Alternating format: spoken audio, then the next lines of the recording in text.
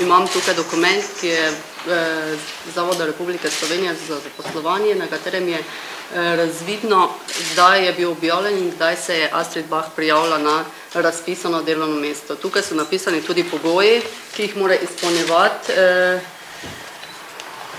bodoči zaposleni. Tukaj pa je potrdilo o diplomiranju Astrid Bah in boste videli, da so v bistvu, da izpolnjuje vse pogoje, kar je razvidno tudi iz Zakona o sistemu plač v javnem sektorju. Na razpis sta se prijavili dve kandidatki, druga kandidatka ni izpolnjevala pogojev, tako da je v bistvu bila izbrana Astrid Bah.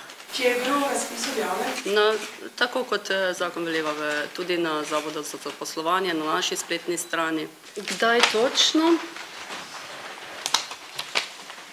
Jaz imam izpis iz Zavoda za zaposlovanje 6.10.2009. Diplomiran ekonomist, visoka stopnja, prva bolonjska stopnja. Tako piše tukaj. Poglejte in tudi, če pogledamo diplomo, vidimo potrdilo o diplomiranju, diplomirana ekonomistka. Univerzitetni program. Jaz bi vprašal, zakaj teh podatkov niste posredovali večerov, oziroma zakaj ste posredovali napačne podatke?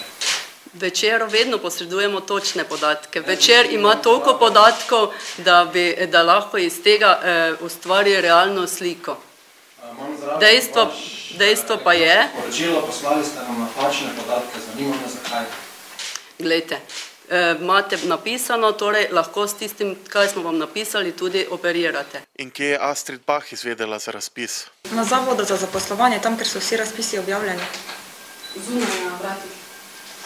Sem vam povedala institucijo, kaj je kaj spornega? Ja, ne vem, vprašam. Je tam, kjer so razpisi, seveda. Z moje strani je to mnenje, da gre za diskreditacijo župana in njegovih sodelavcev, pač tokrat preko mene. Sprva bi rada tudi odgovorila na direktno vprašanje novinarja, ali menim, da bi brez politične aktivnosti lahko dosegla mesto podžupanje.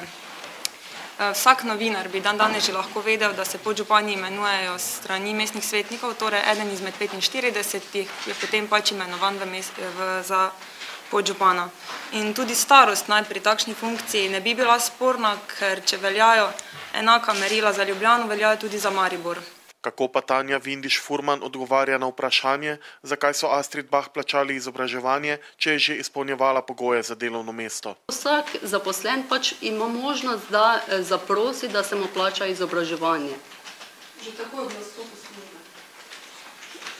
Vsak zaposlen pač ima možnost, ali je to na stopu službe, ali je to kasneje, v bistvu je takrat, ko vstopi v neki izobraževalni proces.